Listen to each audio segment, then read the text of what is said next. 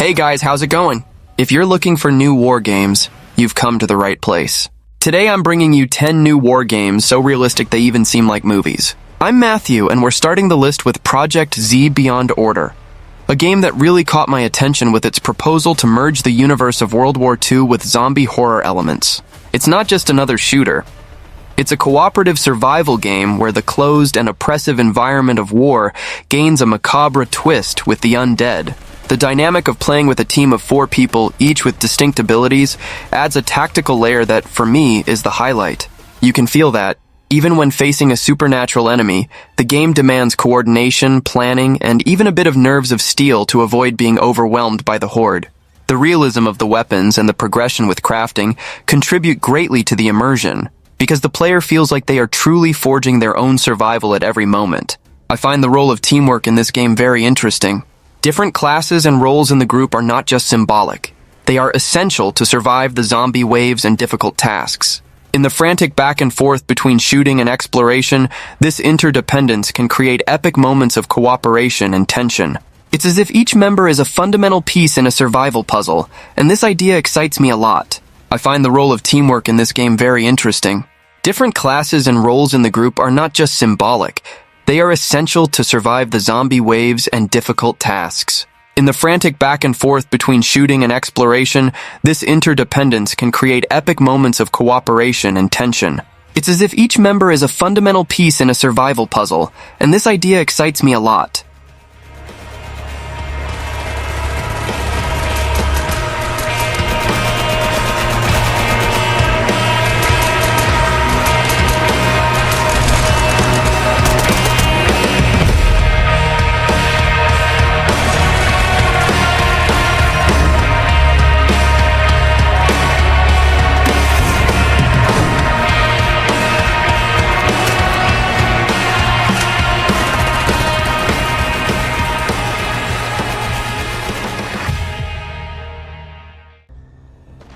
'83 is one of those games that grabs me with its ambitious proposal to revive a Cold War that turned into open warfare, with massive, very realistic first-person combat.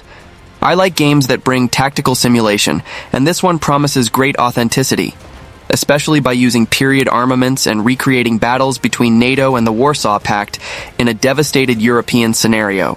The focus on ballistics, projectile physics, and weapon recoil is impressive, because it brings more weight to each shot, making every movement and decision in combat more calculated than in more arcade-like games. What pleases me most here is how '83 tries to balance technical realism and accessible gameplay, which is difficult. Many simulators become extremely technical and alienate more casual players, but it seems that this game manages to maintain authenticity without making the game tedious or too complicated. The possibility of playing in large battles with dozens of players and many vehicles gives that feeling of a war on a large scale that few games manage to deliver in its fullness. The setting seems great for those who enjoy the military sim style, with that tension of real Cold War battles, where strategy and positioning matter more than running and shooting. The multiplayer mode promises tactical gameplay, where you need to work with your team, coordinate fire and movement, and intelligently use the available forces. This reminds me of the best experiences in shooting games with a focus on organized combat. In addition to infantry battles, the extensive use of vehicles, tanks, planes, and helicopters is another factor that brings a sense of depth and diversity. The mechanics of the vehicles also promise to be complex and faithful, which makes me curious to see if this part is as well done as the foot combat, as this can be the differential in the midst of so many modern shooters.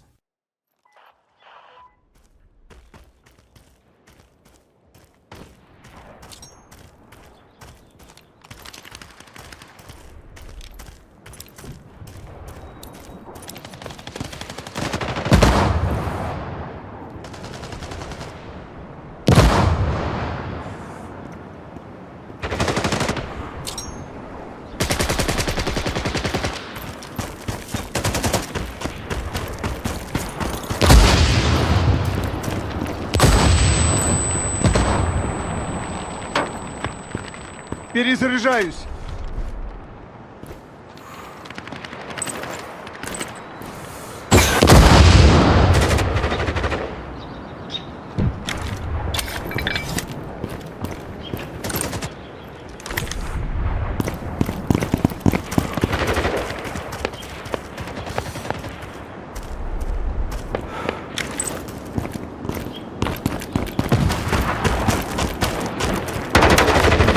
Черт! Никому головы не поднимать!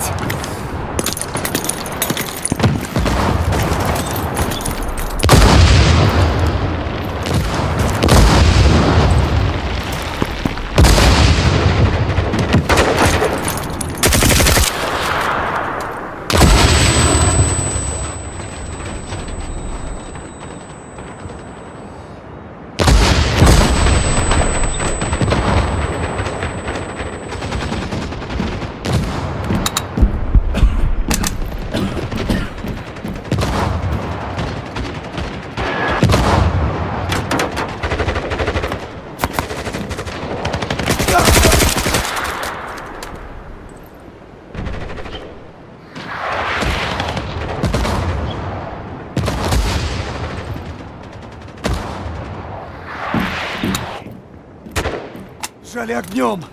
Нужна поддержка!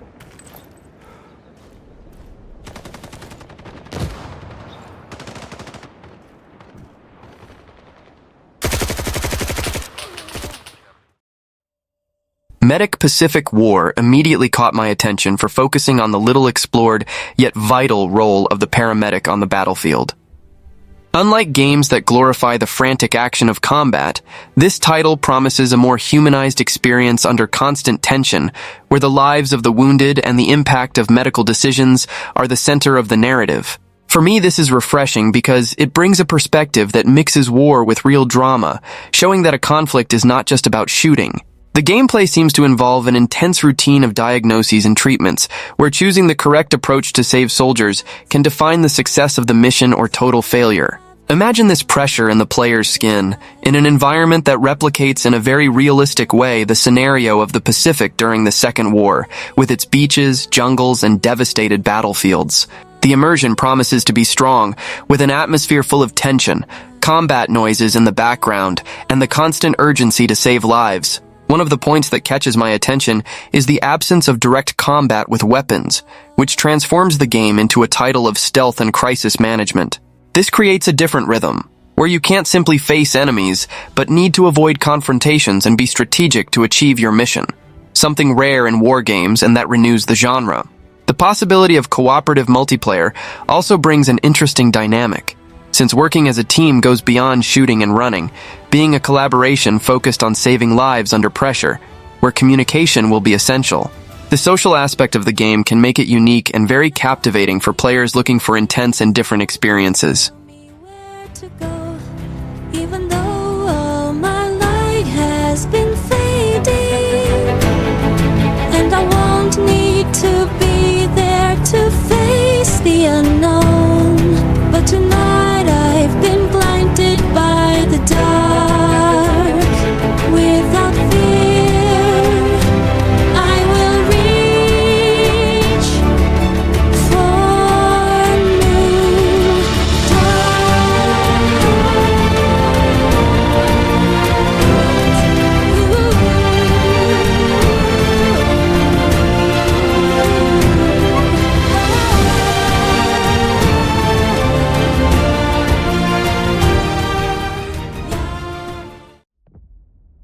At first glance, Mythic Forest Warden stands out a bit from a list of traditional war games, but conflict is at its core.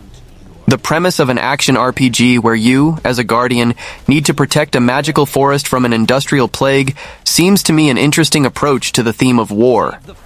Here, the conflict is not between nations, but between nature and technology, the old and the new. This environmental metaphor, wrapped in a fantasy with elements of European mythology, offers a thematic freshness. The gameplay seems to be based on three pillars: combat, exploration, and transformation. The third-person combat against corrupted creatures and invading machines is the most direct element. The exploration of the vast open world of the forest, discovering its secrets and powers, adds a layer of adventure. The most intriguing, however, is the transformation mechanic.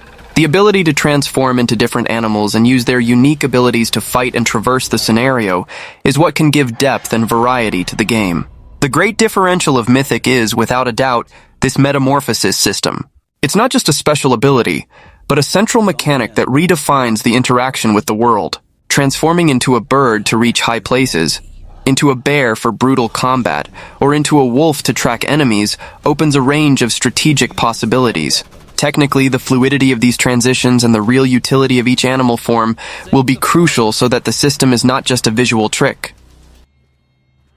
Valor Mortis is a Souls-like set in an alternate reality of 19th century Europe, where the Napoleonic War mixes with a dark mystery and obscure powers derived from a plague. This combination brings a very heavy, almost gothic tone, which attracts me for the dense atmosphere and the challenge it promises to offer. The fact of controlling a resurrected soldier with supernatural abilities gives a great creative freedom for the gameplay, with combats that seem to require precision and skill. I really like this type of game where the weight of the attacks, the timing of dodges, and the strategic use of powers come together to create a fluid and rewarding rhythm, especially for those who enjoy a good challenge. Valor Mortis seems that it will explore this with mechanics inspired by classics of the genre, which encourages those who like the tense but fair battles. The dark and alternative setting, which mixes history with horror, is a strong attraction for fans of denser narratives. In addition to combat, the dynamic in which death strengthens the character is a very interesting touch, encouraging exploration and facing dangers to grow in power. This risk and reward mechanic creates an addictive cycle, which I imagine keeps the player always attentive and motivated. The use of the plague's powers should bring significant variations in the style of play, allowing different builds and experimentations. The gameplay seems to be an evolution of systems seen in games like Mordhau or Chivalry, but with a much thicker strategic layer. The directional combat based on physics, where each blow needs to be calculated, is the foundation. About that, we have permanent death, which forces a cautious and cooperative style of play. You won't advance alone against 3 enemies. Survival will depend on the formation of your squad, the use of the terrain, and impeccable communication.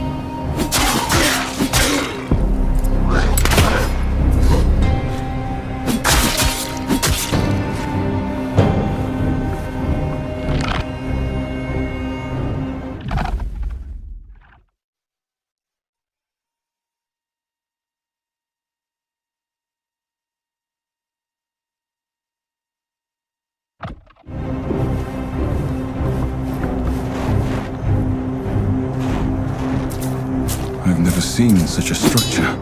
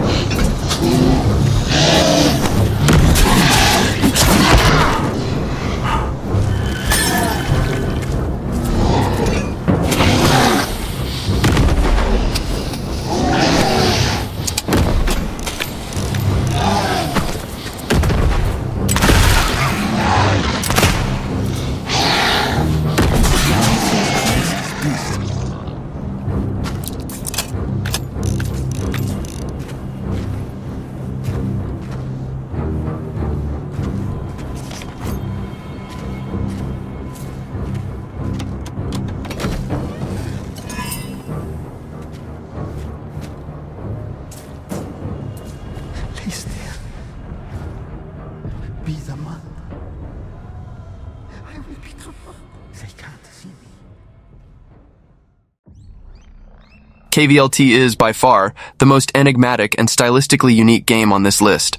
Describing it as a war game is stretching it, but it deals with an intense conflict, a ritualistic battle against cosmic horrors.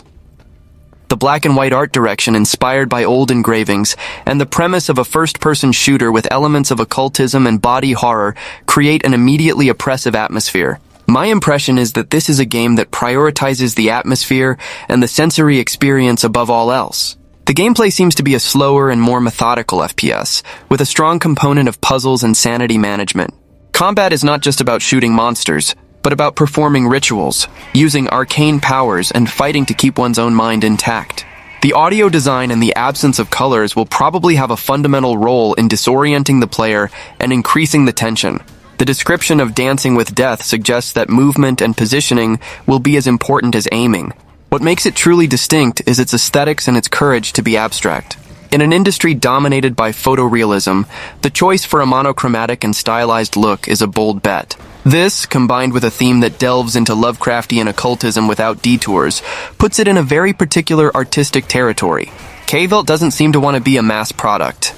It presents itself as an author's work, a niche experience for those looking for something genuinely different and disturbing. The challenge for a game like KVLT is to translate this strong artistic vision into a gameplay that is in fact engaging. Games with a very striking aesthetic sometimes stumble by having superficial mechanics that do not sustain the experience. The shooting needs to be functional, the puzzles need to be intelligent, and the exploration needs to be rewarding. That illusion is the only reality, and that substance is an imposter. The man of truth seeks greater freedom.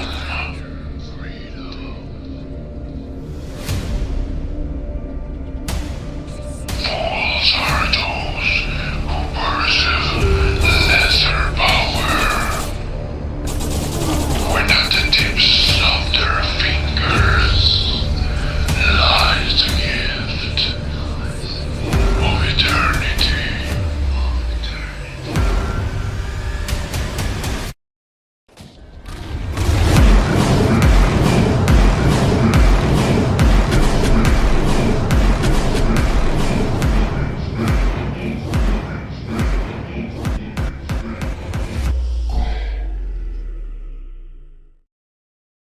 Modern naval warfare presents itself without detours, a nuclear submarine simulator of very high fidelity. My initial reaction is of respect for the ambition. This is not an arcade naval action game like World of Warships. It is the naval equivalent of a DCS. The proposal is to put the player in command of one of the most complex submarines ever built, replicating each system, each screen, and each button. It is a project that exudes passion for a very specific niche. The gameplay will be dense, slow, and extremely cerebral. The combat here does not involve quick reflexes, but patience, data analysis, and a deep understanding of sonar tactics and anti-submarine warfare. The player will spend hours hunting contacts, analyzing acoustic signatures, planning routes to avoid being detected, and making the critical decision of when and how to launch a torpedo. The interface will be complex because the real submarine is complex. It is an experience of total immersion. The great differential is the level of realism promised. The development team, Dry Dock Studio, seems obsessed with authenticity, from the physics of sound propagation in water, taking into account temperature and salinity, to the detailed modeling of fire control and navigation systems. The inclusion of a dynamic campaign, where the player's actions have a strategic impact, adds a purpose to this detailed simulation. It's not just about pressing buttons, but about using this complex machine to fulfill war objectives. This game is for an extremely focused audience, military simulation enthusiasts. People who play DC's World, Arma 3 and realistic units, or who are fans of complex flight simulators.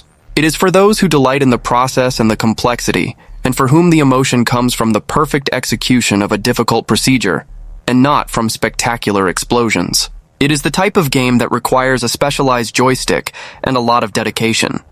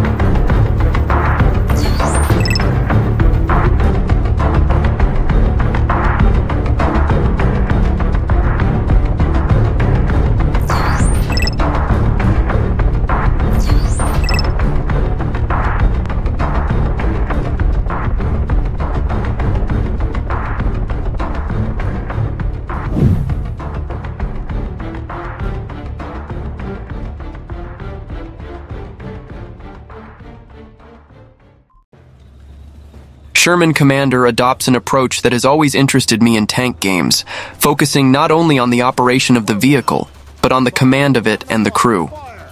Instead of simply being a shooter or a pilot, the game puts you in the position of the commander, managing your team, giving orders to other units, and making tactical decisions on a larger battlefield. It's a mix of tank simulation with real-time strategy, a combination that has a lot of potential. The gameplay seems to alternate between the view from inside the tank, where you manage the crew and operate the weaponry, and a tactical view, where you command your platoon and support units. The management of the crew is a key element, keeping them calm under fire, ensuring that they are efficient, and dealing with injuries or panic. This human layer adds an element of unpredictability and drama. Your orders are not executed by faceless AI, but by soldiers who have their own morale and psychological state. The main challenge will be to make both game modes, simulation and strategy, equally well developed and complement each other. Often in hybrid games, one part ends up being much more superficial than the other. The AI of your subordinates and the enemy units will also be absolutely crucial. If your crew does not respond credibly to your orders, or if the enemy AI is simplistic, the entire tactical layer of the game will collapse, becoming a frustrating experience. This game seems to be made for Second World War enthusiasts who seek more tactical depth than a War Thunder or World of Tanks can offer. Players who like real-time strategy games but who also appreciate the immersion of controlling a single unit will find here a very attractive proposal. It is for those who want to feel not only the tension of an armored duel, but also the weight of the responsibility of leading men in combat. God damn it. Burke, Miller, abort! We've got an enemy tank ahead, firing from an unknown position. Mitchell's gone. Hold back and await further orders. Roger that. Go! Clear the building and keep an eye out for that tank. On it! Let's move it, people!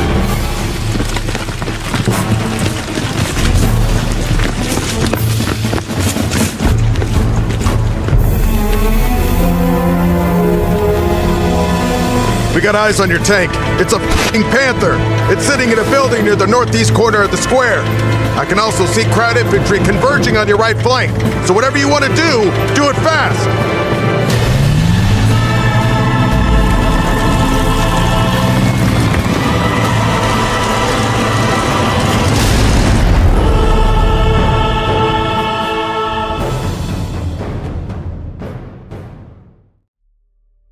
The Mighty Eighth VR is a project that, for me, embodies the potential of virtual reality. The idea of putting the player not only as a pilot, but as a crew member of a B-17 bomber during World War II is something that simply would not have the same impact on a flat screen. The promise of a cooperative experience in VR, where each player assumes a specific role, pilot, bombardier, gunner, engineer, to keep the flying fortress in the air and in combat, is immensely captivating. The gameplay is entirely based on immersion and cooperation. In VR, you will be physically moving inside the plane, running from one .50 caliber machine gun to another to defend yourself from enemy fighters, helping to put out a fire in the engine, or communicating with the rest of the crew to align the bombing route. The tension will not only come from external enemies, but from the complex and claustrophobic task of keeping the machine running under unimaginable stress. Success will depend 100% on the communication and coordination of the team. What makes it unique is the mandatory and intrinsic use of VR. This is not a game with an optional VR mode. It was built from the ground up for this technology. The feeling of presence, of being physically inside that metal plane, looking out and seeing the immensity of the sky and the enemy fighters diving, is its main attraction. The need to manually interact with the controls, weapons, and equipment of the plane creates a level of immersion that traditional games simply cannot replicate. The biggest challenge for the Mighty Eighth VR is twofold. First, the technical complexity of creating a stable and detailed multiplayer simulation in VR is enormous. Any drop in the frame rate or latency problem can ruin the experience and cause nausea. Second, the VR market is still a niche.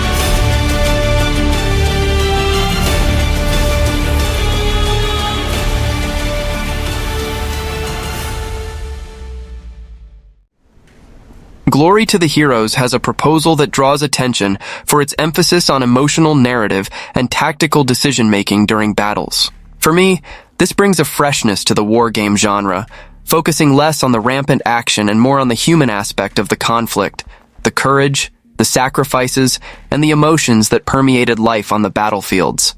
This type of experience is what most captivates me in games, precisely when they manage to balance emotion and challenge. The game seems to offer strategic gameplay with real-time decision-making that is crucial for the success of the missions, creating moments where intelligent planning and adaptability are constantly tested.